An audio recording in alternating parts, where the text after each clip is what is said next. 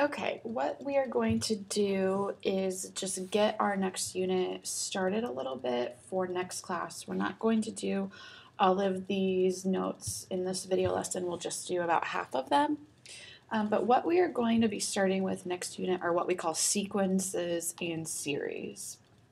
So today's lesson is just a little bit of an introduction to sequences. And then in class next time, we'll do some intro on series. A sequence is just what it sounds like. This is an ordered list of numbers.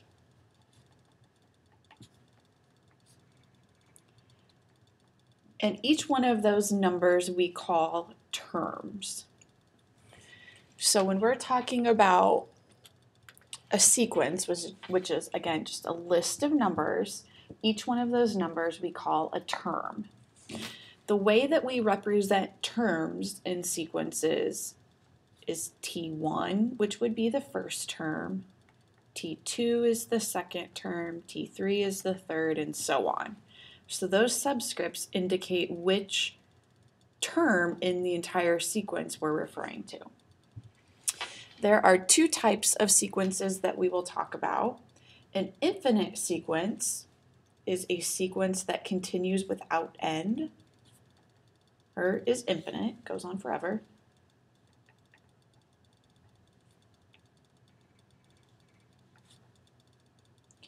So let's say 1, 3, 5, 7, and we could continue that on forever. It does not end. A finite sequence, however, has a last term.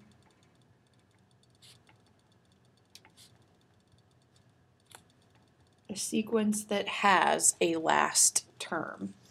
So if we start with that 1, 3, 5, we can put some ...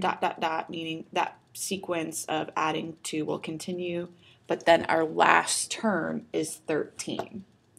So infinite goes forever without an end, finite has a last term. Okay, we are going to look at two different types of formulas for sequences. The first one is what we call an explicit formula, which gives us or defines the general term of a sequence. This defines the general term of a sequence. So let's give an example. So T of n equals 2n plus 3. So what does that mean? What this means is if you want to find, let's say, the third term, then your value of n would be 3, and you would plug 3 in for n. So again, if you want, for example, the third term, then you plug in 3. So the explicit formula, you can plug in the term number and it will give you what the actual term is. So if we do that, the third term would be 2 times 3 plus 3. So the third term would be 6 plus 3. The third term in that sequence would be 9. The explicit formula gives you the exact term if you plug in the term number. A recursive formula, however, uses previous terms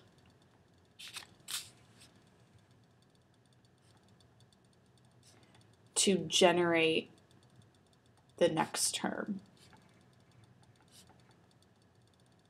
Previous terms are used to generate the next term.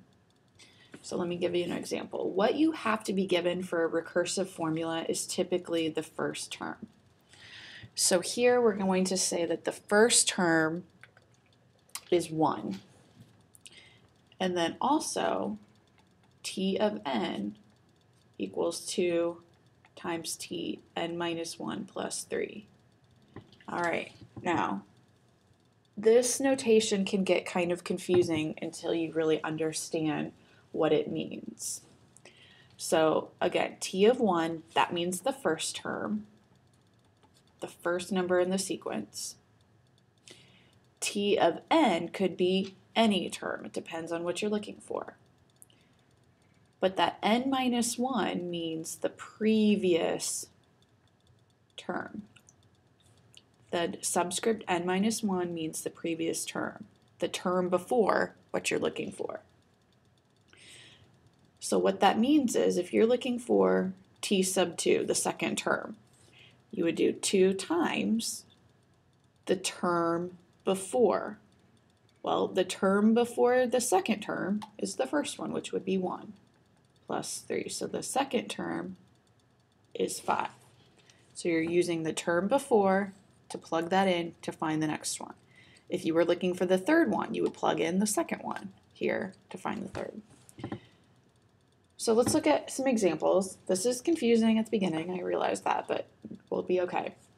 Let's look at some examples. Write the first 6 terms of the sequence defined by the explicit formula. So that's just where we need to plug in the term number to the formula to get the term. So what we're going to do is set up a little chart where we have the term number and, oops, about 4, 5, and then 6. We're looking for the first 6 terms, so I'm looking for 6 of them. So these are the term numbers. And then T of n is the actual term itself. So again, I'm going to use this explicit formula. If I'm looking for the first term, I just plug 1 in for n. So 4 times 1 plus 5, we can simplify, is 9. For the second term, I plug 2 into the formula. 8 plus 5 is 13, and so on. Plug in 3 for the third term. Plug in 4 for the fourth term.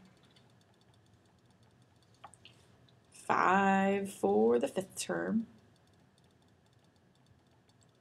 And then we would do 6 for the sixth term. So our term 1 through 6 for this sequence are those values: 9, 13, 17, 21, 25, and 29. That's the explicit formula where you're just plugging in the term number into the formula to get the term. On the other hand, now let's look at an example where we're using recursive formula. Recursive uses the previous term. Recursive formula uses the previous term. So, like we said in the notes up here, you need to be given at least one term. So here we're given that the first term is -2. Our goal is to find the first 6 terms. Well, we already have the first one, so that's -2. So we need to find the next 5. So we are going to use that formula, and we need to start off by finding the second term. So T sub 2, that means the second term, is defined by 2 times. Now again, this notation, the T sub n minus 1, means the term before. If I'm looking for the second term, then the term before is the first term, -1. Well, what is the first term? We're given that that's -2. Simplify, that's -5. So the second term in our sequence is -5. We're going to do the same thing finding the third term.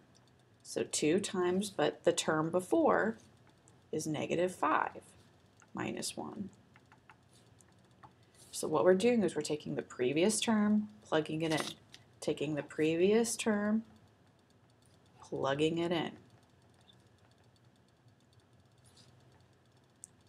So -23 is the fourth term. The fifth term, T sub 5 equals 2 times, well, take the previous term, plug it in, -1. That would be -47, and then we need 1, 2, 3, 4, one more term. So the sixth term, 2 times the previous term, negative 47 minus 1 is negative 95. So that would give us the first 6 terms. All right, last example that we'll look at in this lesson, and then again we'll finish the rest of this next time. It says, for the sequence below, write a recursive formula to find the next 3 terms. And find the next 3 terms. So to write a recursive formula, look at how these have been written. We have to start off by writing the first term. So we would identify that term 1 equals 3. And then for the next term, so t sub n, here's where we need to think. From the first term to the second, what are we doing?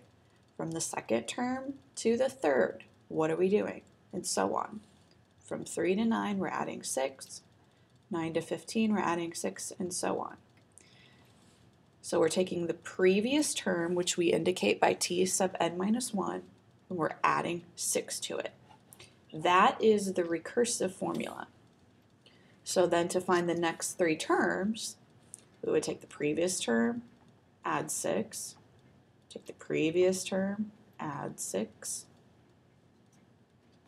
take the previous term, add 6.